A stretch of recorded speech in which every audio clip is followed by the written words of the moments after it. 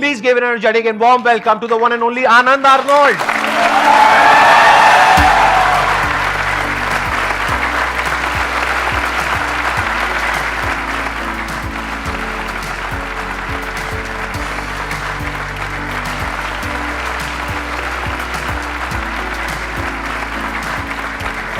कैसे हैं जी आप? बढ़िया। आप अपने जर्नी के बारे में थोड़ा सा बताएंगे कि कहाँ से आपकी जर्नी शुरू हुई बॉडी बिल्डिंग की? बॉडी बिल्डिंग की सर जर्नी तो ऐसी थी, मेरे डैड जो थे वो इंडियन एयरफोर्स में थे, तो अच्छे खासे हट्टे कट्टे अपने टाइम के बॉडी बिल्डर लगा लो, एथलीट लगा लो, फुटबॉलर थे। उसके बाद मेरे ब्रदर जो थे वो स्टेट लेवल के बॉडी बिल्डर थे, मिस्टर पंजाब 5 टाइम वो रह चुके थे। देन मैंने 13 की एज में जो है जिम स्टार्ट किया था, क्योंकि डैडी ने तो कभी अलाउ नहीं किया था, मेरे ब्रदर ने सपोर्ट किया तो मैंने स्टार्ट किया। देन मैंने डिस्ट्रिक्ट लेवल पे जो है एक कंपटीशन भी जीता था 13 साल की उम्र में, मिस्टर गोल्डन का। तो 13 साल की एज में आपकी बॉडी अच्छी खासी बन गई थी? बहुत अच्छी थी सर। फिर ये जो व्हीलचेयर वाला एपिसोड है ये कब हुआ आपके साथ? ये 15 साल की उम्र में हुआ। अच्छा। जो कि लोअर स्पाइनल कॉर्ड में कैंसर था, वो मतलब कि बाय बर्थ ही था, बट पता नहीं लग पाता था, पेन रहता था छोटेपन से ही, और कुछ ऐसी टेक्नोलॉजीज नहीं आए थे तब।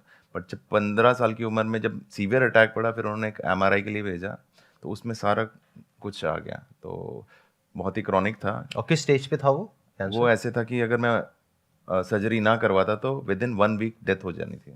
और वो सर्जरी कराने के कितने टाइम बाद आप रिकवर हो पाए? सर्जरी कराने के बाद तो मैं डिप्रेशन में चला गया था 3 साल तक।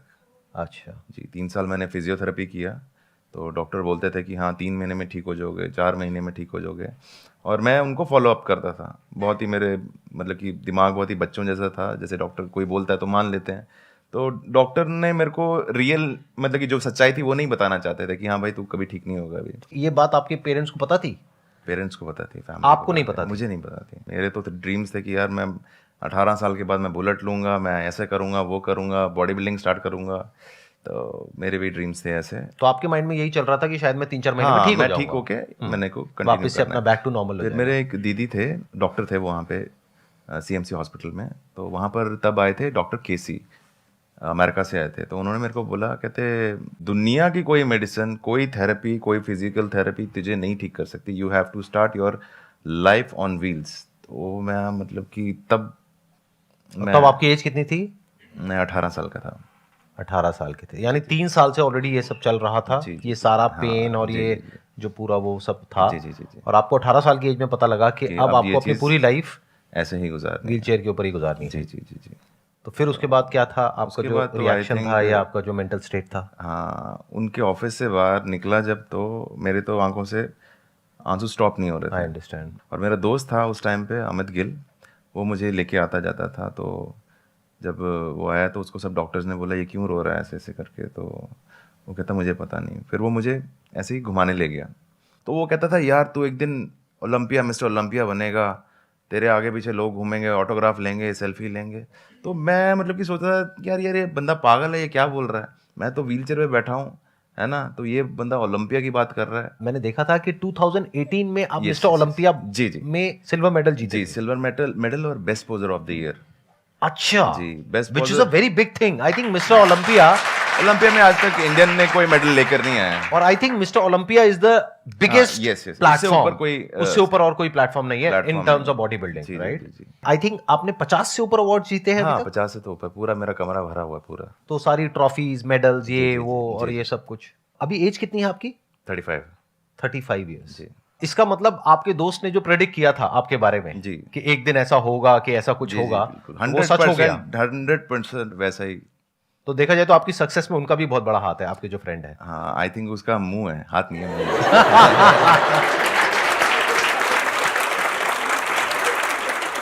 इनकी इस बात से आप आइडिया लगा सकते हो कि लाइफ में एक पॉजिटिव एनवायरनमेंट कितना जरूरी होता है जब हमारे साथ में कुछ बहुत बुरा हो रहा होता है।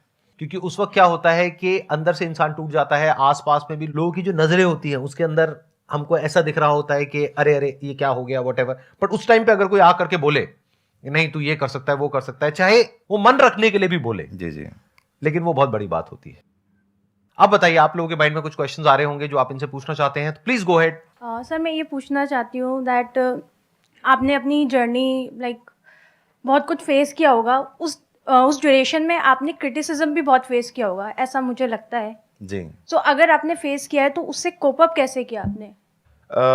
देखा जाए तो हर एक की लाइफ में स्ट्रगल है, और अभी भी स्टिल मैं स्ट्रगल कर रहा हूँ। अभी भी मुझे लोग ट्रोल करते हैं, कुछ अच्छा करने जाओ तो भी ट्रोल करते हैं। अभी मैंने जयपुर में अपना कंपटीशन करवाया था, उसका नाम था आनंद आर्नोल्ड क्लासिक। तो मेरा ये विजन था उस चीज़ को लेके कि जैसे आज की डेट में first Indian wheelchair body builder मैं हूँ। घर से जो उठ के और भी एथलीट्स आए जो व्हीलचेयर पे हैं और वहाँ पर आए, और आज की डेट पे उनको बड़े बड़े जो है शोज़ हैं वहाँ पर बुलाते हैं, उनको स्पॉन्सरशिप दी जाती हैं, और आज की डेट में 30 बॉडी बिल्डर्स जो हैं वो all over the India compete कर रहे हैं और बहुत अच्छे लेवल पे कर रहे हैं। तो ट्रोल लोग जो हैं हमेशा आपको करते हैं, चाहे आप अच्छा करो चाहे बुरा करो, ठीक है ना, लोगों का काम है बोलना। ये हमारे ऊपर डिपेंड करता है हम उस चीज़ को कैसे लेते हैं। आपके संघर्ष को नमन 100 बार। ये कहना चाह रहे थे सर कि अभी की जो सिचुएशन चल रही है, लोग किस चीज़ को लेके? सर मतलब स्ट्रगल लोग कर रहे हैं, सभी अपने जीवन में स्ट्रगल करते हैं। तो सर अब ऐसा होता है कि कभी डिमोटिवेट होते हैं लोग, बच्चे हैं और लोग हैं जो पढ़ रहे हैं अपने अपने फील्ड में। तो कुछ लोग तो हैं जो सर के मोटिवेशनल वीडियोस देख के मैं तो सर वो मोटिवेट हो जाते हैं और लाइफ में ठीक ठाक करते हैं। लेकिन सर कुछ ऐसे लोग हैं जो सिचुएशन अभी बनी हुई है, कोटा में देख लीजिए सर, जो बच्चे सुसाइड कर लेते हैं, तो वो सर उस सिचुएशन को कैसे ओवरकम कर पाए? कहाँ कमी रह जाती है कि बच्चे ऐसे डिसीजन ले लेते हैं कि वो अपने जीवन को ही खत्म कर देते हैं? सर एक टाइम मेरा भी ऐसे ही था, मैं भी कुछ ऐसे ही सोचता था, पर मैंने उस नेगेटिव एनर्जी को मैंने पॉजिटिवली यूज़ किया। जब हम पेन में होते हैं ना, तब हमारे में इतनी ज़्यादा ताकत आ जाती है कि आपने सुना होगा कि पहाड़ को भी एक बंदे ने काट दिया था। जी। तो वो बंदा उस पेन में था, उसका एक सोच थी कि उसने उस चीज़ को पूरा कंप्लीट किया। तो हमको सिर्फ यही करना है कि नेगेटिव नहीं जाना, हमेशा पॉजिटिव देखना है। मेरी ज़िंदगी में था कि ये चीज़ नहीं थी, दांतों में पावर नहीं है पर हाथों में तो है ना, तो आज आपके सामने हूँ, देख लो। बैकग्राउंड ऑफ अप्लॉज है। सर मेरा कोई क्वेश्चन नहीं है, मेरा बस एक छोटी सी रिक्वेस्ट है। सर आप एक्चुअली मैं यहाँ पे मतलब कि मोटिवेट तो मैं सर वीडियो देख के भी हो जाता हूँ, तो मैं यहाँ कुछ स्किल सीखने आया हूँ। वो है सर मेंटलिज्म का, जो आप कुछ दिन से एक्ट परफॉर्म कर रहे हैं यहाँ पे। उसकी मेरी फीस है 1.5 लाख रुपए। अगर आप सीखना चाहते हो तो आप पैसे डिपॉजिट कराओ और फिर करते हैं। हम सर कोई दिक्कत नहीं है, हम सर फी मतलब पे करेंगे, कोई दिक्कत नहीं है। तो दो 1.5 लाख रुपए दो। सर आप 1.5 लाख छोड़ो, पहले 150 रुपए तो दो। तो सर आप अगर हमें मतलब हमें भी सिखा दे तो क्या पता हम भी आगे चल के यूट्यूबर बने और हम भी वहाँ पे मतलब आपके साथ बैठे। आपने भी कहा है सर और हम सब ने माना है, और प्लस सर ने करके दिखाया कि आसान है सब कुछ। सर आसान कुछ नहीं होता। सर ने कहा है, और सर है आसान। सर आपने सर कर दिखाया, नामुमकिन भी कुछ नहीं होता। आपने सर कर दिखाया जी। है आसान। आसान नहीं था, ये कहना चाह रहे हैं कि आसान था नहीं, और आप लोग भी गलत समझ जाते हैं। जब मैं बोलता हूं ना आसान है तो आपके माइंड में आता है सब कुछ आसान है। अरे कुछ भी आसान नहीं है। मतलब ये है कि सब कुछ बहुत मुश्किल है। ये जिस फेज से निकल करके आए हैं, दैट वाज वेरी डिफिकल्ट, बहुत मुश्किल था। लेकिन अगर उस वक्त ये बोलते कि बहुत मुश्किल है, मैं यहां से नहीं निकल पाऊंगा, मैं कुछ नहीं कर पाऊंगा, तो एक ऐसी स्टेज आ जाती जहां पे जाकर के बोलने लग जाते मुश्किल के बाद में नामुमकिन है, इम्पॉसिबल है, मैं कुछ नहीं कर पाऊंगा। अगर ये उस वक्त अपने आप को बोले आसान है, और अगर वो झूठ भी है, और अगर ये माइंड में बैठ जाए कि नहीं आसान है, मैं कुछ कर सकता हूं, कर सकता हूं, कर सकता हूं, तो वहां से एक थॉट प्रोसेस चेंज होने की पॉसिबिलिटी पैदा हो जाती है। जी। सर मैं ये पूछना चाहती हूँ कि लाइक मेरे साथ बहुत टाइम ऐसा होता है कि मैंने कोई गोल सेट किया कि मुझे ये अचीव करना है, और पर ना मुझे वो करने से पहले बहुत ज़्यादा डिप्रेशन या फिर पैनिक टाइप का सिचुएशन क्रिएट हो जाता है कि पता नहीं मैं कर पाऊँगी या नहीं। मतलब वो एक्सट्रीम हो जाता है कि बस मेरे से होगा ही नहीं, पॉसिबल ही नहीं है। तो मैं उस फेयर को कैसे ख़त्म करूँ? आप ये सब सोचने के बजाय आप ये सोचिए कि मेरे को अपना बेस्ट करना है, चाहे वो सक्सेसफुल हो या ना हो। पर अगर आपने अपना 100% उसको दिया है तो उसको मतलब कि सक्सेसफुल होने से कोई भी नहीं रोक सकता। Yes sir. जब भी हम कुछ ऐसा करते हैं जो आज से पहले हमने नहीं किया है, तो हमको डर लगता है। Yes sir. उस डर को आप थ्रिल भी कह सकते हो, आपके ऊपर है आप उसको कैसे देख रहे हो। आप उसको डर बोल रहे हो, बट वो डर नहीं है, वो एक्चुअल में थ्रिल है। जैसे गाड़ी चलाना सीख रहे हैं, एक तरफ से डर भी लग रहा है कि एक्सीडेंट हो जाएगा, ये हो जाएगा, वो हो जाएगा, बट मजा भी आ रहा है धीरे धीरे जैसे जैसे हम सीख रहे हैं। तो ये थ्रिल लाइफ में हमेशा रहेगा, कभी भी ये मत समझना कि ये नहीं रहेगा, और ये सबके अंदर होता है। अगर कोई कहता है ना ये हमारे अंदर नहीं है, तो वो झूठ बोल रहा है। आज भी जब मैं कुछ नया करता हूं, देखो, एक तो है मेरा अपना कंफर्ट जोन, यानी जो मैं कर चुका हूं पास में उसी को रिपीट कर रहा हूं, तब कुछ भी डर नहीं होता है, कोई थ्रिल नहीं होता है, कुछ नहीं होता है। पर जैसे ही हम कुछ ऐसा करते हैं जो आज से पहले हमने नहीं किया है, तो अंदर से डाउट आता है कि पता नहीं मैं कर पाऊंगा नहीं कर पाऊंगा, कहीं मैं फेल तो नहीं हो जाऊंगा, कहीं कुछ गलत ना हो जाए, ये ना हो जाए। बट ये अच्छा है। कुछ लोग क्या है, इसको एंजॉय करते हैं, तो वो कुछ नया करते रहते हैं लाइफ में। They become legends in their field.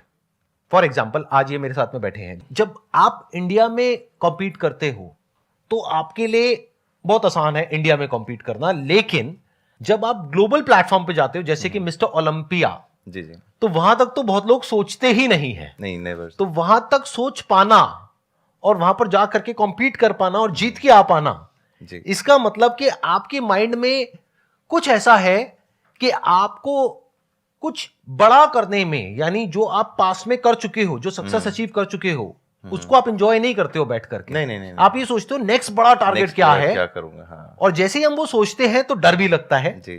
But मैं उसको डर नहीं बोलता हूं, मैं उसको थ्रिल बोलता हूं। जैसे जब ये मीट सीरीज मैंने शुरू करी थी, तो मेरे अंदर एक डर था, अगर आपकी लैंग्वेज में बोला जाए, और मेरी लैंग्वेज में बोला जाए तो एक थ्रिल था, क्योंकि मैं कुछ नया कर रहा था। उससे पहले अगर आप 10 साल में देखोगे, ना तो मैं कहीं गया ना कोई यहां पर आया, लेकिन पिछले 4 महीने में देखो कितने लोग यहां पर आ गए, सब कुछ ही बदल गया। मतलब पिछले 10 साल में जो मैंने किया उस सबको छोड़ करके एक नया ट्रैक पकड़ लिया। हो सकता है अगले 6 महीने बाद मैं फिर कोई नया ट्रैक पकड़ लूं, जो मुझे खुद भी नहीं पता है, जो आप कहो ये क्या हो रहा है, ये क्या बदतमीजी है।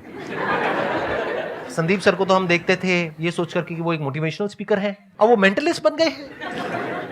तो I am not attach to my past success और failure, I am not attach to my future success और failure, I am attach to doing something new, क्योंकि वहीं पे थ्रिल है, वही जिंदगी है।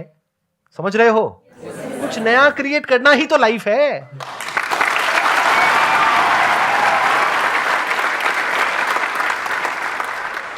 सर मेरा क्वेश्चन ये है कि सर लाइफ में हर बार प्रॉब्लम्स तो आती है, बट उसे सॉल्व करने के लिए आदमी को थोड़ी देर के लिए सोचना पड़ता है हर एक चीज़ को। और कई बार सर ऐसा होता है कि जब हम प्रॉब्लम को सोचते हैं उसमें 1 घंटा लगता है, कभी कभी बड़ी रह गई तो सर, या फिर हो सकता है कि 1 दिन भी लगे। बट सर एक प्रॉब्लम कई बार ऐसी भी निकलती है कि वो प्रॉब्लम आने वाले कुछ दिनों के लिए या फिर सालों के लिए 10 प्रॉब्लम क्रिएट करके लेके आती है। यानी कि 1 साल के लिए, 2 साल के लिए, हो सकता है सर कि पूरे लाइफ के लिए भी अटकना पड़ जाए, ऐसी सिचुएशन क्रिएट होती है। शादी हो गई क्या आपकी? होने के सर नहीं, उससे बड़ी प्रॉब्लम कोई नहीं है। प्रॉब्लम जो है वो इतनी खराब लूप क्रिएट करके देती है कि उसकी वजह से हम ना लाइफ में आगे बढ़ पाते और ना उस प्रॉब्लम को भी सॉल्व कर पाते और एक स्टेट में अटक जाते।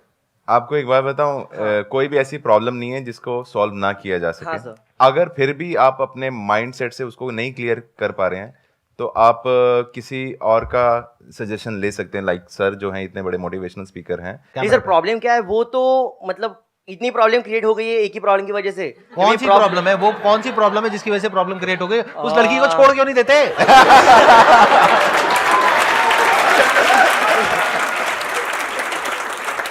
सर छोड़ भी नहीं सकते।